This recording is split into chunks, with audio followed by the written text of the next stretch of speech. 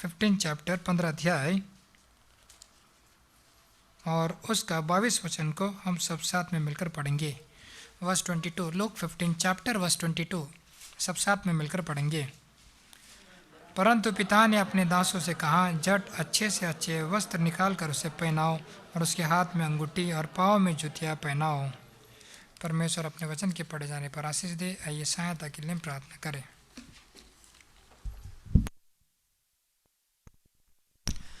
मेरे जीवित सामर्थ्य प्रेमी ईश्वर के पिता, अनुग्रहकारी दयालु पिता, धन्यवाद स्तुति करता हूँ प्रभु जी, आज के इस दिन के लिए बहुत आभारी हो। सवेरे से लेकर इस पल तक आराधना करने के लिए आपने बड़ी सहायता मदद की है, इसलिए धन्यवाद करते प्रभु जी। और जो विशेष रीति से प्रभु जी जो लोग आराधना करने का जिनको मौका नहीं मिला, उनकी भी अपने आराधना को सुना है प्रभु जी, इसलिए हम धन्यवाद स्तुति करते प्रभु जी। मेज में भाग लेने के पहले फिर से आत्मा प्राण शरीर प्रभु यीशु मसीह के कलवरी क्रूस के उस सनातन लहू के छिड़काव के नीचे मैं भी अपने आप को ले आता हूँ। आप ही प्रभु जी मुझे नया बल नया सामर्थ्य देकर आपके नाम की महिमा के लिए उपयोग कीजिए। मेज में भाग लेने के लिए आप ही हमारे हृदयों को जीवित वचन के दर्पण में योग्य रीति से जांचने के लिए हर एक व्यक्तिगत भाई और बहनों को जो भाग लेना चाहते हैं उनकी आप सहायता और मदद कीजिए। विनती को सुना धन्यवाद के साथ छोटे से विनती प्यारे प्रभु यीशु मसीह के नाम में मांगता हो, आमीन। आराधना के समय में हमने लूका रचित सुसमाचार 15 अध्याय में से उड़ाऊ पुत्र की कहानी को हमने देखा कि किस तरह से परमेश्वर और वह स्वर्गीय पिता का प्रेम हम पापी मानव के लिए परमेश्वर आज भी हमसे प्रेम करता है, उस बात को हमने थोड़े से संक्षेप में देखा। मेज में भाग लेने से पहले इसी उड़ाऊ पुत्र के दृष्टांत में एक नया विचार जो यहाँ पे हम इस कहानी में पढ़ते हैं उसी को हम थोड़ा सा विस्तार में ध्यान मनन करेंगे। लूका रचित सुसमाचार 15 अध्याय और 22 वचन में जब वो उड़ाऊ पुत्र वापस आता है तब यहाँ पे 3 बातें को विशेष वर्णन किया गया है। 15 अध्याय का 22 वचन कृपा करके कोई भी पढ़िए। लूक 15 अध्याय 22 वचन।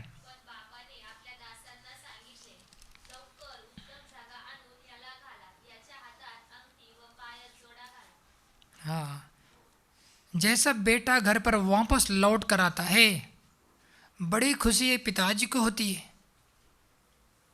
वो खुशी के कारण वो एक बहुत बड़ा प्रीति भोज बनाता है और तुरंत वो प्रीति भोज में वो अपने बेटे को आकर उसमें से निमंत्रण लेने के लिए वो रोकता है। क्यों? एक विशेष प्रकार का डिसिप्लिन या विशेष प्रकार की पद्धत पाई जाती है।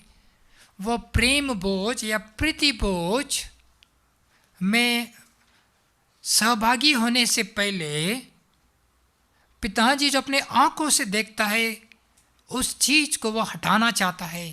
कौन सी बातें को वो देखता है कि पुत्र की परिस्थिति या अवस्था।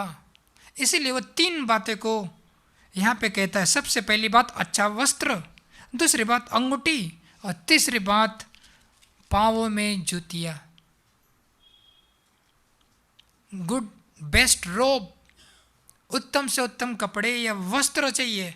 दूसरी बात अंगूठी जो एक अधिकार को दर्शाता है और जूतियाँ। वैसे ही ये जो मेज जो है ये भी प्रभु यीशु मसीह ने इसको स्थापन किया है, वही इसका फाउंडर है। ये सारे कॉमन पब्लिक के लिए नहीं है। जब प्रभु यीशु मसीह धरती पर था तब 5,000 7,000 सभी को खाना खिलाया, परंतु मेज मत्ती 26 अध्याय और 26 वचन के अनुसार पब्लिक को नहीं दिया गया। फिर किसको दिया गया है? उस वचन को केवल आप पढ़ेंगे, फिर हम आगे वापस यही पे आएंगे। मत्ती 26 अध्याय और उसका 26 वचन में स्पष्ट रीति से लिखा गया है, जब वे खा रहे थे यीशु ने रोटी ली, आशीष मांगकर तोड़ी और चेलों को देकर कहा। उसने किसको दिया? चेलों को दिया और कहता है लो खाओ, ये मेरी देह है। मराठी में भी मैथ्यू 26 चैप्टर वर्स 26 वर्स, मत्ती 26 अध्याय 26 वचन।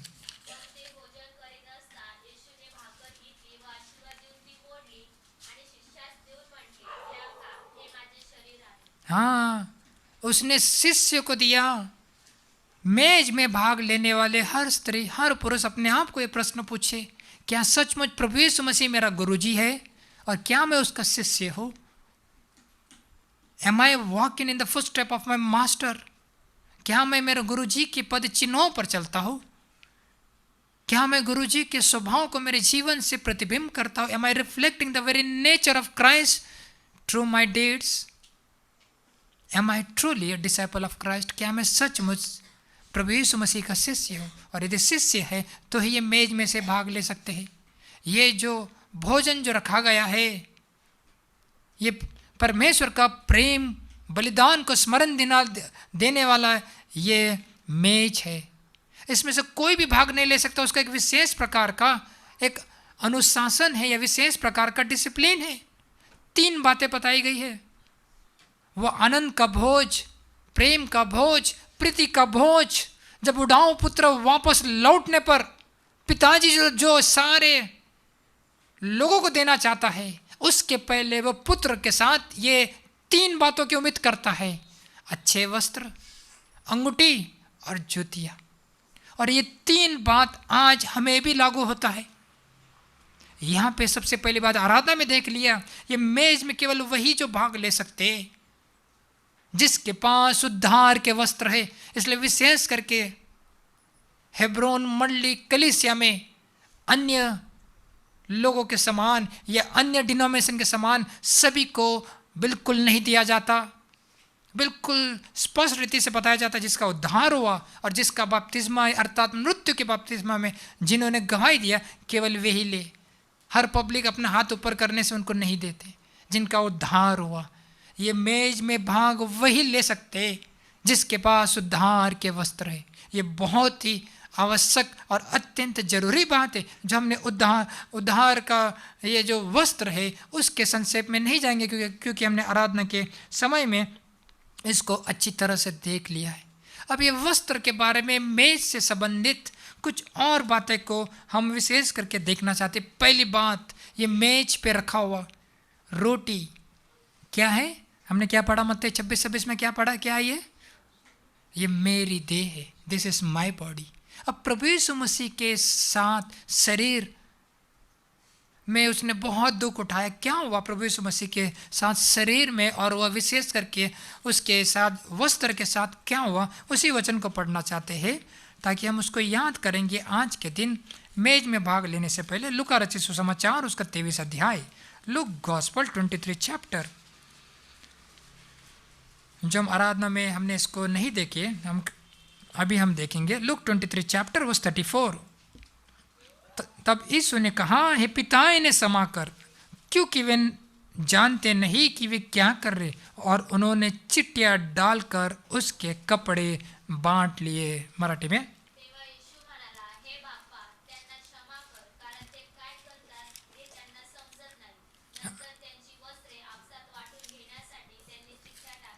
सोचिए, जब कभी आप इस मेज में से भाग लेते हो, जैसे उड़ाऊ पुत्र के वापस लौटने पर उसने पुत्र से यही उम्मीद किया, पहले उसके वस्त्र को बदलो, वैसे आपके मेरे मलिन वस्त्र जकरिया 3 और 3 वचन के अनुसार, 3 और 4 वचन के अनुसार था, आपको मुझे उद्धार के वस्त्र देने के लिए प्रभु यीशु मसीह के भी वस्त्र कलवरी क्रूस पर से उतार दिए गए। वह निर्वस्त्र हो गए और उसके वस्त्र के 4 टुकड़े किए गए। इतना बड़ा अपमान, घोर अपमान उसने केवल आपके लिए, मेरे लिए सहन किया। इस बात को हमें नहीं भूलना है। तब वह पिता से प्रार्थना करता है, पिताजी उन्हें माफ़ कर दीजिए, क्योंकि वे क्या कर रहे वे नहीं जानते। इस प्रकार परमेश्वर यहोवा का वचन कहता है। इसलिए ये मेज जो है प्रभु यीशु मसीह का उस महान बलिदान को स्मरण दिलाता है, याद दिलाता है। हमें इस बात को याद रखना जरूरी है, क्योंकि उसके साथ भी उसके वस्त्र को इसी प्रकार 4 टुकड़ों में बांटा गया। एदेन बगीचे में तो हमारे बाप दादाओं ने पाप किया था, और पाप के कारण उनको पता चला कि हम नग्न हैं, और उनको चमड़े का वस्त्र पहनाया गया। परंतु आपके और मेरे अधर्म और पाप को ढांपने के लिए कोई चमड़े का वस्त्र नहीं बनाया, उद्धार के वस्त्र दिया उसने। वह स्वयं निर्वस्त्र हो गया। इस बात को हमें बिल्कुल नहीं भूलना। इस परमेश्वर का वचन कहता है। और एक वचन को पढ़ेंगे, लूका रचित सुसमाचार उसका 20 अध्याय, लुक 20 चैप्टर वर्स 46, 46 वचन।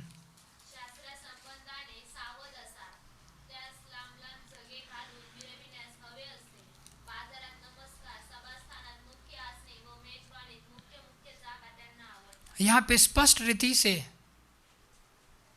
इस बात को फोकस किया गया है कि फरीसी के समान केवल सफ़ेद वस्त्र यानी फिजिकल गारमेंट यानी भौतिक वस्त्र, बाहर से सफ़ेद वस्त्र पहनकर फरीसी और सदुकी के समान हमारा जीवन न हो, जो परमेश्वर के विरोध में पत्थर उठाने के लिए भी उन्होंने पीछे नहीं हटे।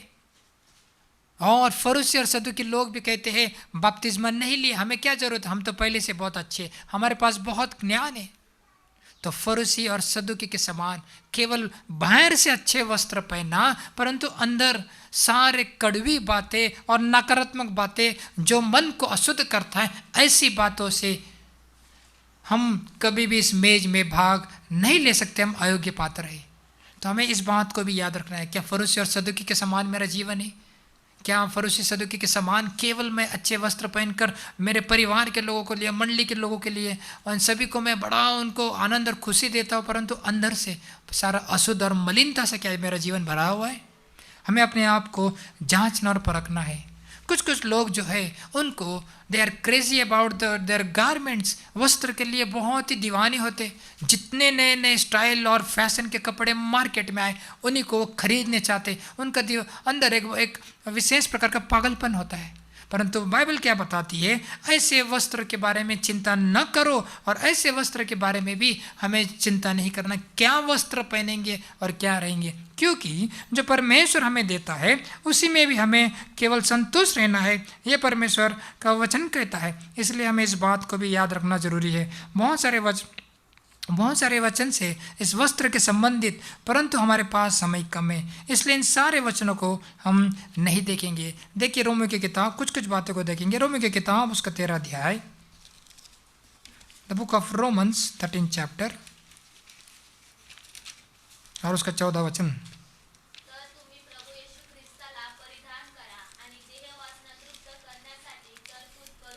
हाँ, यहाँ पे एक बहुत ही महत्वपूर्ण बात है। यदि आपको सदुकी और फरीसी के समान केवल बाहर से सफ़ेद कपड़े पहनकर अंदर से बुराई और दुष्ट और शरीर की वासना पूरी करते, यदि इस पे मात करना, ओवरकम करना है, तो ये टेबल आपके लिए बहुत ही लाभदायक है। टेबल और मेज आपको हर पाप के ऊपर जय प्राप्त करने के लिए अति सामर्थ्य है। यहाँ पे मेज पे रखा हुआ रोटी और प्रभु यीशु मसीह के शरीर को दर्शाता है, जो शरीर में उसने आपके लिए, मेरे लिए दुख उठाया। तो प्रभु यीशु मसीह को जब पहन लेंगे, when you put on Christ, प्रभु यीशु मसीह को पहन लेंगे, तब तुम, वचन स्पष्ट बताता है कि तुम शरीर और शरीर की इच्छाओं के ऊपर तुम जय प्राप्त कर सकते हो, शरीर की वासनाओं के ऊपर। क्योंकि उद्धार प्राप्त करने के बाद, बपतिस्मा भी हो लेने के बावजूद भी कई बार पाप के कारण हमारे वस्त्र मलिन और अशुद्ध हो जाता है। तो हम इस बात को भूल जाते हैं कि मैंने प्रभु यीशु मसीह को पहन लिया। तो जब हम इस बात को कॉन्शियस में, अवेयरनेस में और जागरूक रहते हैं कि हाँ मैंने प्रभु यीशु मसीह को पहन लिया, तब निश्चित रीति से हम इन सारी बातों पे हम जय प्राप्त कर सकते हैं। इसलिए मेज में भाग लेने से पहले हमें अपने आप को जांचना है। कई बार प्रभु यीशु मसीह मैंने आपको दुखी किया, कई बार मैंने शरीर और शरीर की इच्छाओं को पूरी किया, इसलिए क्षमा चाहता हूँ।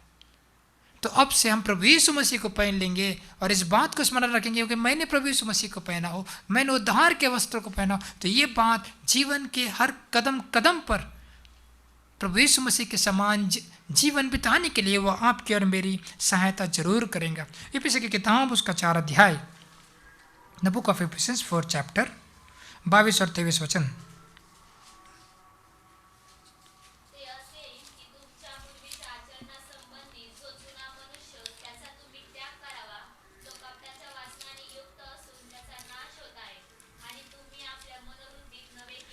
मराठी में बहुत ही सुंदर है, जुना मनुष्य त्याचे त्याग करावे। क्यों पुराना मनुष्य को क्यों नफरत करना, क्यों त्याग करना? क्योंकि कपट और वासना से भरा हुआ, ये भ्रष्टाचार से भरा हुआ नासमान शरीर है जो हमेशा आत्मा के विरुद्ध में काम करता है। इसलिए मैंने प्रभु यीशु मसीह को पहन लिया। यदि ये बात मेरे अंदर बहुत ही दृढ़ता से बसी रहती है और यही मेरे कानों में गूंजते रहता है, और ये मेज पे रखा हुआ जो प्रभु यीशु मसीह को शरीर को दर्शाता है, ये रोटी, जब हम उसको याद करते तो निश्चित रीति से वो आपके जीवन के हर कदम कदम पर वो जरूर सहायता करेगा। इसलिए हमें इस बात को याद रखना जरूरी है। और एक बात को हम देखेंगे मत्ती रचित सुसमाचार 6 अध्याय, मैथ्यू 6 चैप्टर। अब संसार के वस्त्र के लगाव में पवित्र शास्त्र क्या कहते हैं? Matthew 6 chapter verse 28।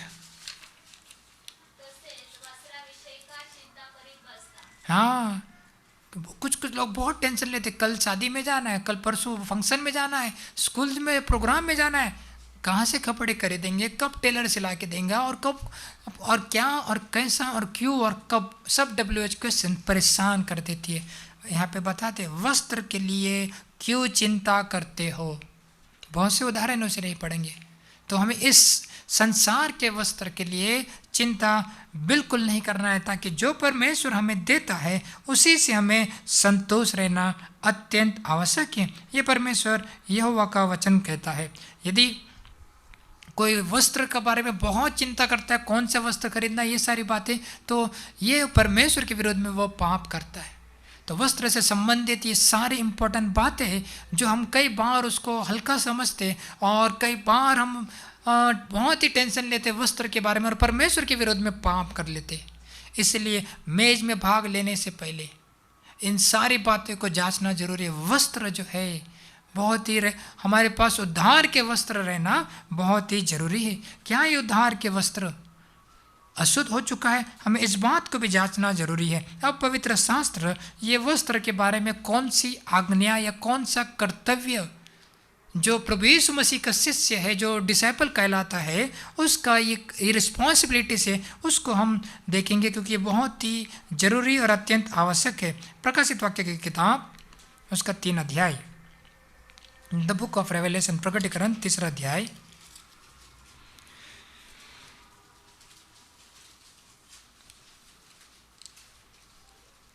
और उसका 5 वचन।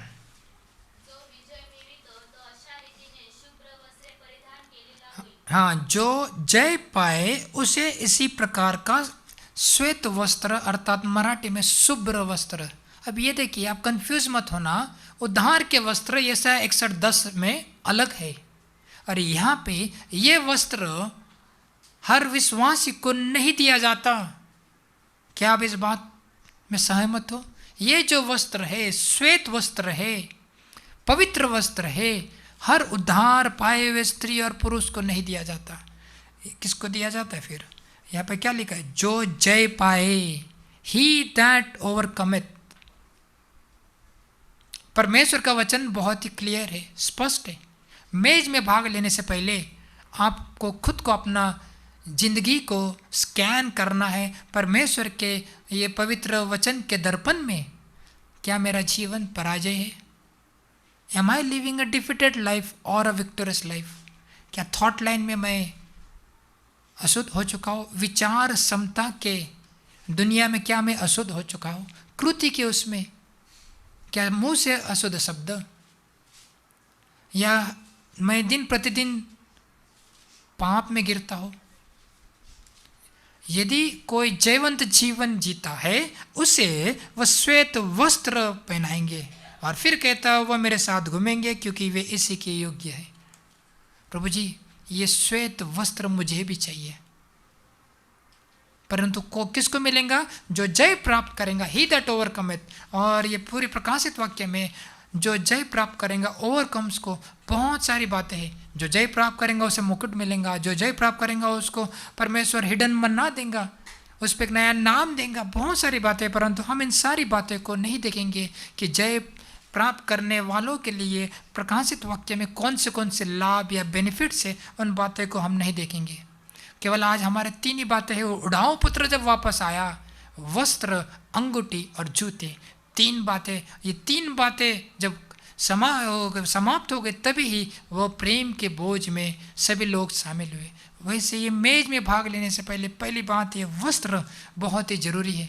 उद्धार के वस्त्र अलग है, और ये जो जय प्राप्त करते हैं उन्हीं को ये श्वेत वस्त्र दिया जाता है। उसके लिए हमें संसार के वस्त्र की चिंता नहीं करना है, क्या पहनेंगे, क्या करेंगे, ये हमें बहुत ही याद रखना है। प्रभु यीशु मसीह मेरे लिए निवस्त्र हो गए, इस बात को भी हमें स्मरण रखना बहुत ही जरूरी है। और इस वस्त्र के संबंध में और एक वचन को देखेंगे, प्रकाशित वाक्य की किताब 16 अध्याय the book of Revelation 16 chapter verse 15 15 वचन। पहा, जसा चोर येतो तसाच मी येईन. आपण नग्न असे चालू नये व आपली लाज लोकांस दिसू नये. हाँ, बहुत ही स्पष्ट बताएगा, देख मैं शीघ्र आ रहा हूं। प्रभु यीशु मसीह को मिलने के लिए सभी की तमन्ना होती है, परंतु याद रखो प्रिय, आपकी तमन्ना पूरी नहीं होगी, क्योंकि मैं आपको उस उदाहरण 10 कुंवारे के उदाहरण पे से बड़ी दृढ़ता से इस बात को बता सकता हूँ, क्योंकि 10 के 10 कुंवारी थे। समझ गए? 10 के 10 कुंवारी थे, 10 के दिल में बड़ी तमन्ना थी कि दुल्हा से भेंट करने के लिए। पर आप जानते हो क्या 10 की इच्छा पूरी हुई? नहीं हुई, केवल 5 की इच्छा पूरी हुई। वैसे ही केवल दिल में तमन्ना रहा है, दिल में बड़ी इच्छा है कि हम प्रभु यीशु मसीह को मध्य आकाश में मिलेंगे, परंतु सबकी इच्छा पूरी नहीं होती है, क्योंकि बाइबल बताती है, देख मैं शीघ्र आ रहा हूँ, देख मैं शीघ्र आ रहा हूँ।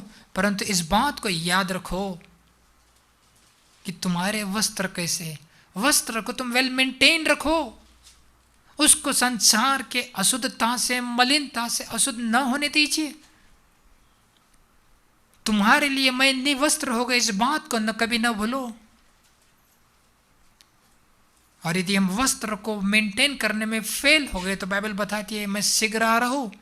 यदि तुम फेल हो जाओगे तो तुम्हारी नग्नता सबको दिखेगा और बड़ा अपमान महसूस करोगे। इसलिए blessed is he that keepeth his garment, जो अपने वस्त्र की चौकसी करता है, वह स्त्री और वह पुरुष धन्य है। ये एक महत्वपूर्ण कर्तव्य या महत्वपूर्ण रिस्पॉन्सिबिलिटी या एक्सपेक्टेशन या आपसे उम्मीद करता है प्रभु यीशु मसीह, कि आपने आपके ज़िंदगी के आखिरी पल तक या जब तक प्रभु यीशु मसीह द्वितीय आगमन उसको सबको नहीं होता, तब तक इस वस्त्र की बहुत ही सावधानी से उसकी चौकसी करना है, क्योंकि वस्त्र बहुत ही कीमती वस्त्र है, एक एक लहू का बूंद बहाया गया। और इस वस्त्र की चौकसी के लिए ये मेज का स्थापन किया गया, जो हमारे बाप दादाओं के समय में नहीं था, ताकि आप और हम भुलक्कड़ हम हर बार भूल जाते। इसलिए हर रविवार को परमेश्वर के बलिदान को याद करते कि उसका शरीर आपके लिए मेरे लिए निवस्त्र हो गया। उसका शरीर में दुख और दर्द उठाया उसने आपको मुझे उद्धार के वस्त्र देने के लिए, ताकि ये उद्धार के वस्त्र हमें जिंदगी के आखिरी श्वास तक उसे वेल मेंटेन रखना है, पवित्र रखना है और चौकसी के साथ उसका केयर करना है। ये परमेश्वर का एक कमांड है, आज्ञा है। Blessed is he that keepeth his garment, धन्य है वे जो अपनी वस्त्र की अच्छी तरह से उसको चौकसी करता है। परमेश्वर अनुग्रह दे हमें इन सारी बातों को समझने के लिए। समय कम है इसलिए हम आगे बढ़ना चाहते हैं। दूसरी बात, जब उड़ाऊ पुत्र वापस आता है तो उसे क्या कहते हैं? इसके हाथ में अंगूठी पहनाओ। क्यों जाते टाइम अंगूठी पहन के नहीं गया था क्या? गया होगा, हमें नहीं मालूम क्योंकि बाइबल में नहीं लिखा है। परंतु वापस आने के बाद ये शब्द पिता के मुंह से जरूर निकलता है कि उसके हाथ में क्या करो? अंगूठी पहनाओ। अंगूठी एक अधिकार को दर्शाता है। उत्पत्ति की किताब में देखिए, 2-4 उदाहरण को देख के फिर हम मेज में भाग लेंगे। उत्पत्ति की किताब 41 अध्याय, जेनेसिस 41 चैप्टर वर्स 42। तब फिरौन ने अपने हाथ से अंगूठी निकाल के यूसुफ के हाथ में पहना दी और उसको बढ़िया मलमल के वस्त्र भी पहनवा दिया और उसके गले में सोने के जंजीर डाल दिया।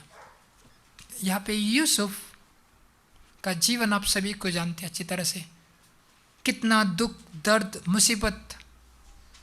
उसके सगे भाई लोग उससे द्वेष और नफरत करते थे। नफरत के कारण उसको बेच दिया गया। उसके भाइयों के प्रति उसके दिल में इतना प्रेम था कि जंगल में अपने भाई को खोजने के लिए और भोजन देने के लिए गया था, पर उसके साथ गलत बर्ताव किया गया। और जब वहाँ से मिस्र के हाथ भेज दिया गया, वहाँ पे भी गलत बर्ताव किया। जो पाप उसने नहीं किया था उस पर गलत इंजाम लगा के उसको तुरंग में और जेल में डाल दिया गया। कितने साल उसने जिंदगी इस प्रकार जेल में भी कटवा दिया बिना वजह। परंतु एक दिन उसके जिंदगी में कैसा आया कि उसको सारा अधिकार दिया गया। फिरो राजा ने उसको क्या किया? अंगूठी देकर और बहुत बड़ा आदर किया। नो क्रॉस नो क्राउन, क्रूस नहीं, दुख नहीं तो मुकुट भी नहीं, अधिकार भी नहीं। क्रूस को घर में लटकाने से कोई मतलब नहीं है। क्रूस इसलिए हम नहीं लटकाते, ना पिक्चर रखते। क्यों? क्योंकि क्रूस जो है वो ऐसी लकड़ी है जहाँ पे प्रभु यीशु मसीह आपके लिए मेरे लिए बलिदान हुआ। परंतु वचन और बिब्लिकल मीनिंग क्रूस का मतलब दुख उठाना है। यदि कोई मेरे पीछे चलता है, मैथ्यू 16:24, वो अपना क्रूस को उठाए, दुख को उठाए। क्या आप दुख, दर्द, वेदना ऐसे अनुभव से जिंदगी में से गुजर रहे हो? जितना दुख उठाओगे उतना आदर आपको मिलेगा। तो इस बात को याद रखिए, यूसुफ अपने जीवन में बहुत ही दुख उठाया। दूसरी बात हम देखेंगे उदाहरण में एस्तर की किताब 8 अध्याय 2 और वचन और 8 वचन पढ़िए। The book of Esther 8 chapter व 2nd verse and 8 verse. हमानाकडून घेतलेली मुद्रा राजाने काढून मर्दफयास दिली. एस्तेरने मर्दफयास हमानाच्या घराचा कारभारी नेमले. हाँ, यहाँ पे मुर्दकाई नाम का व्यक्ति जो एस्तर का रिलेटिव्स था, वह भी एक समय बहुत ही दुख उठाया। परंतु हम देखते उसको राजा ने क्यों सम्मान किया, क्यों उसको अंगूठी दिया, क्या उसको राजा बनाया? नहीं, यूसुफ के समान नहीं, बल्कि उसने राजा का हित या राजा का प्राण बचाने के लिए उसने कुछ कदम उठाया। वह राजा के बारे में उसके मन में पॉजिटिव थॉट्स थे। आपके और मेरे दिल में कौन से प्रकार के विचार है? कि हम राजाओं के राजा और प्रभु के प्रेम की गहराई में, जैसा सॉन्ग ऑफ सोलोमन में लिखा है, क्या हम उसमें दीवाने हो गए? क्या हम उस राजाओं के राजा और प्रभु के जो अच्छे कर्म उसने आपके लिए मेरे लिए किया, क्या उसके ऊपर हम मेडिटेशन करते? जैसा भजन से है 1 अध्याय 2 वचन, धन्य है वे जो इस वचन के ऊपर रात और दिन मनन करता है। क्या हम मॉर्डिकाई के समान उस राजाओं के प्रति एक विशेष प्रेम और विशेष लगाव रखते हैं? यहाँ पे तो राजाओं के राजा ने स्वर्ग छोड़कर धरती पर उतर आया और आपके और मेरा उसने प्राण को बचाया। मॉर्डिकाई ने तो राजा के प्राण को बचाया, पर जो राजाओं का राजा और प्रभु का प्रभु ने, ये मेज के द्वारा हमें ये समझ में आता है उसने आपके मेरे प्राण को बचाने के लिए इस धरती पर उतर आया। तो हमारे मन में कौन से प्रकार के विचार है, इस बात को हमें जांचना भी बहुत ही जरूरी है। तब जाके हम फिरो राजा ने जिस प्रकार उसको यूसुफ को राजा बनाया और उसको मुकुट पहनाया और सारे देश में सम्मान किया, वैसे ही राजाओं का राजा भी आपको और मुझे एक दिन इस प्रकार सम्मान देना चाहता है। इसलिए हमें उस दिन के लिए भी तैयार होना बहुत जरूरी है, क्योंकि वह दिन बहुत ही शीघ्र आ रहा है, इस प्रकार वचन कहता है। इसलिए क्या हमारा जीवन किस प्रकार का है, हमें अपने आप को जांचना परखना भी बहुत ही जरूरी है। क्या कहता है देखिए प्रकाशित वाक्य 3 अध्याय और उसका 11 वचन। The book of revelation 3rd chapter verse 11, मैं शीघ्र ही आने वाला हो, जो कुछ तेरे पास है उसे थाम ले, थामे रहे कि कोई तेरा मुकुट छीन न ले। इसका मतलब राजाओं का राजा प्रभु का प्रभु बहुत ही शीघ्र आ रहा है आपको मुकुट देने के लिए। कोई मुकुट छीन न ले, इसलिए इस परमेश्वर को पकड़ के रखना है, परमेश्वर के वचन को पकड़ के रखना है और परमेश्वर की बातों में हमें आनंद को प्राप्त करना है। यूसुफ को फिरो राजा ने मुकुट देकर उसका बड़ा सम्मान किया। वह फिरो राजा मर गया, सब कुछ चले गए, परंतु जो राजाओं का राजा और प्रभु का प्रभु उसका सिंहासन अटल है और वह युगान युग तक रहने वाला है। आज कल और युगान युग न कभी बदलने वाला परमेश्वर है। वह एक दिन आपको मुझे सनातन मुकुट देकर एक बहुत बड़ा आदर देने वाला है। तो क्या हम उस दिन के लिए तैयार हैं? इसलिए कहता है ये मेज के द्वारा, मंडली कलीसिया के द्वारा, प्रेरितों की किताब 2 अध्याय 42 वचन, 4 लंगरों के द्वारा हमें अपने आप को तैयार करना है ताकि हमारा मुकुट कोई छीन न ले। ये परमेश्वर का वचन इस प्रकार कहता है। और तीसरी बात हम देखते हैं, बहुत सारी बात है परंतु समय की कमतरता के कारण हम नहीं देखेंगे। तीसरी बात, जब उढ़ाऊ पुत्र वापस आता है तब क्या दिया जाता है? पैर में जूतियाँ। पैर में जूतियाँ। केवल हम कोई चप्पल के शॉप में या बूट्स के शॉप में जाएंगे तभी वे ही एक अपने स्वार्थ के लिए या उनका बिजनेस हो जाए, भाई ये बहुत जूता अच्छा है, ये चप्पल अच्छा है, वो सैंडल अच्छा है, ये 200, ये 400, ये 600, 1000, अपना सामान बेचने के लिए, अपना जूता बेचने के लिए वो आपके पैरों पे दृष्टि डालते हैं। परंतु यहाँ पे उढ़ाऊ पुत्र जब वापस लौट कर आता है, बड़े प्रेम से उसका पिता उसके पैरों पे दृष्टि डालकर कहता है पहले नए जूतियां पहनाओ।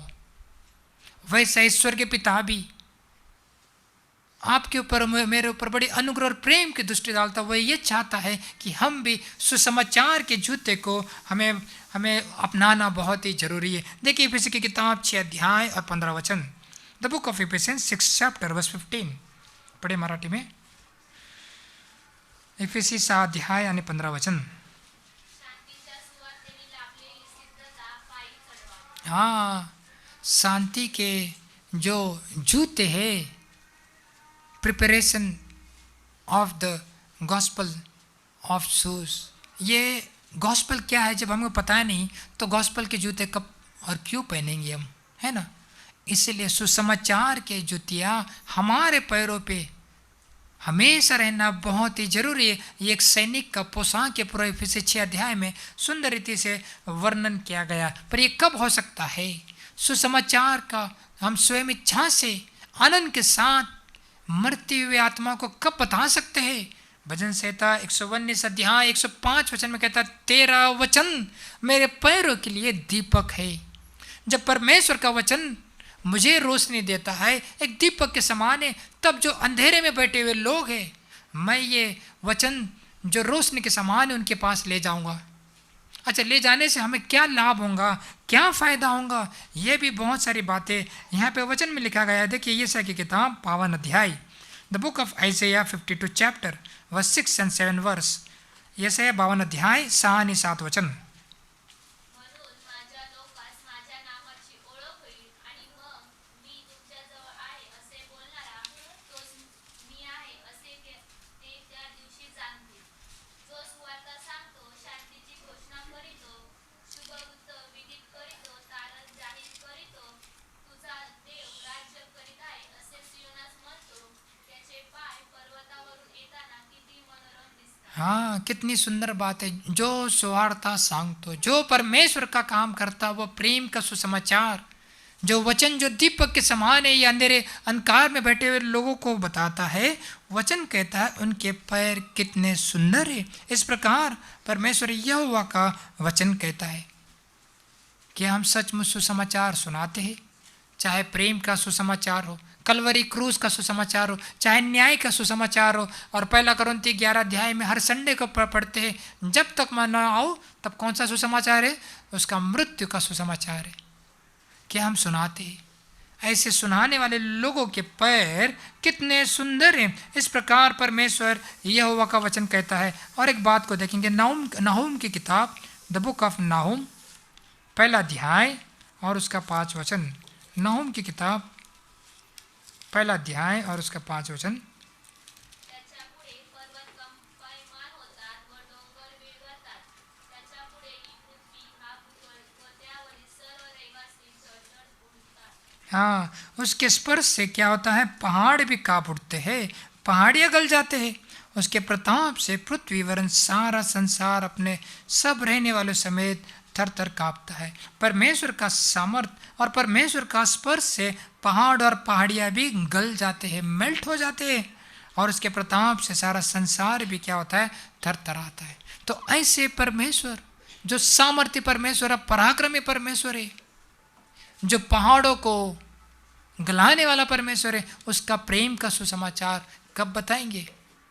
क्या हम अपना मुंह को बंद रखेंगे, पट्टी लगा के चुपचाप रहेंगे, केवल यहीं पे प्रेज लॉर्ड करके चले जाना उतना काफ़ी नहीं है? तो हमें ये सुसमाचार बताना, परमेश्वर का उस प्रेम का सुसमाचार बताना बहुत ही ज़रूरी है। इस प्रकार वचन कहता है ये भी एक महत्वपूर्ण रिस्पॉन्सिबिलिटी, कर्तव्य। जैसा वस्त्र के बारे में देखा कि हमें वस्त्र की चौकसी करना हर एक उसके पीछे चलने वाले शिष्य का कर्तव्य, वैसे ही ये प्रेम का सुसमाचार बताना ये भी हमारा रिस्पॉन्सिबिलिटी। इस प्रकार वचन कहता है। देखिए यशायाह की किताब, the book of Isaiah 59 chapter, Isaiah 59 chapter verse 7।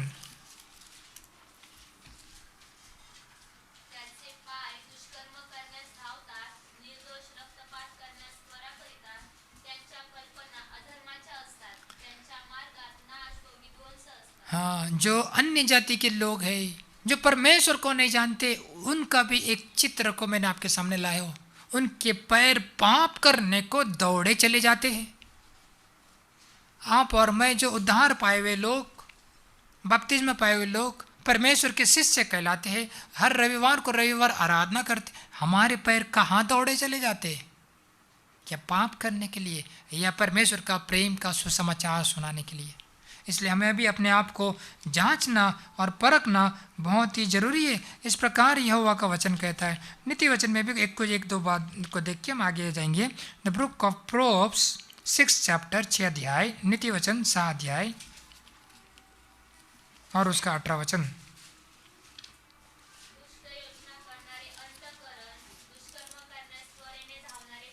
हाँ, दुष्कर्म करनारे त्वरेने बहुत ही स्पीड से उनके पैर पाप करने के लिए दौड़े चले जाते हैं।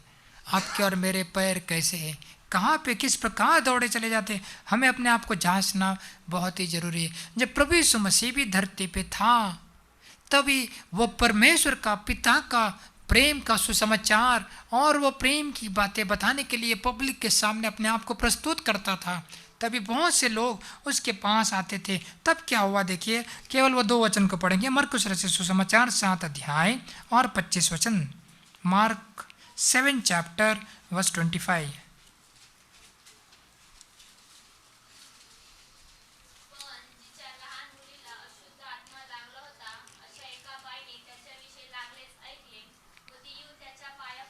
हाँ, प्रभु यीशु मसीह शरीर के रूप में जब धरती पर था, तब ये स्त्री कहता है प्रभु यीशु मसीह के पांवों पर गिरी।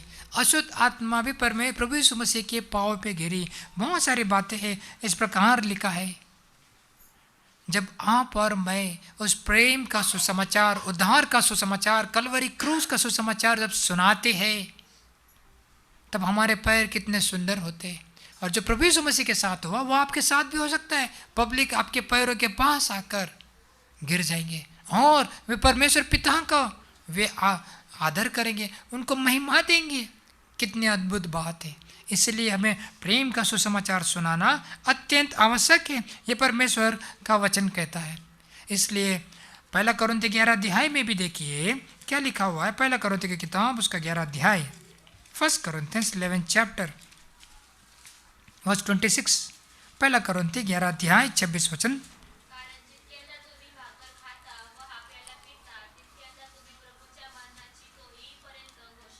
हाँ, जब कभी तुम इस रोटी में खाते हो और इस कटोरे में से पीते हो, प्रभु की मृत्यु को जब तक वह न आए प्रचार करते रहो।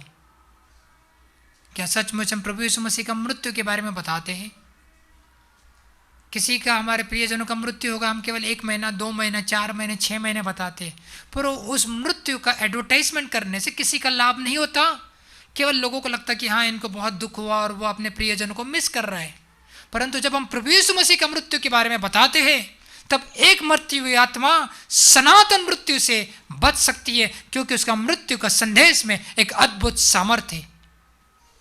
और ये स्वर्गदूतों को ये काम नहीं दिया, उसने आपको और मुझे दिया। विशेष करके हम ये वचन को हर संडे पढ़ते हैं कि प्रभु यीशु मसीह का मृत्यु जब तक न आए प्रचार करते, परंतु हम सोमवार से लेकर शनिवार तक इस वचन को बिल्कुल निर्लक्ष्य करते हैं। हम ध्यान ही नहीं देते कि प्रभु यीशु मसीह ने क्यों मृत्यु सहन किया। जो मृत्यु मुझे मिलना चाहिए था, जो सनातन की मृत्यु, दूसरा मृत्यु, जो ऐसी भयानक अग्नि, बाइबल बताती है एक गंधक, अंग्रेजी में कहता है सल्फर एंड ब्रिमस्टोन। यदि एक सल्फर का ड्रॉप जो केमिकल स्टूडेंट से जो हड्डी पे गिर जाए, हड्डी का तो राग भी नहीं मिलता, धुआं हो जाता है। तो 1 लीटर सल्फर में क्या होगा इंसान की हालत। पर बाइबल बताती है लेक ऑफ फायर, एक ऐसी बड़ी नदी है, उसमें सल्फर से भरा हुआ वह नदी है।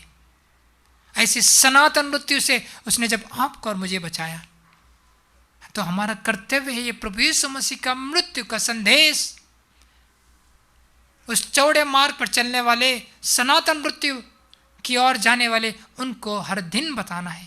तो परमेश्वर अनुग्रह दे और हमारी सहायता करे। तो ये 3 बातें हैं। वस्त्र के बाद हमने देखा अंगूठी जो अधिकार को दर्शाता है, और तीसरी बात जो है यहाँ पे हमने देखा जूते, ये सुसमाचार के जूते और सुसमाचार का वचन, मृत्यु का, प्रभु यीशु मसीह का मृत्यु का सुसमाचार हमें बताना अत्यंत आवश्यक है। तभी 3 बातें के बाद हम इस मेज में से भाग ले सकते हैं। तो हम अपने आप को जांचेंगे, परखेंगे और फिर हम इस मेज में से भाग लेंगे। पहला कोरिन्थी 11 अध्याय 27 और 28 वचन को हम सब साथ में मिलकर पढ़ेंगे। 1 Corinthians 11 chapter verse 27 and 28 verse को हम सब साथ में मिलकर पढ़ेंगे। इसलिए जो कोई अनुचित रीति से प्रभु की रोटी खाए या उसके कटोरे में से पिए, वे प्रभु की देह और लहू का अपराधी ठहरेगा। इसलिए मनुष्य अपने आप को जांच ले और इस रीति से, इस रोटी में से खाए और इस कटोरे में से पिए।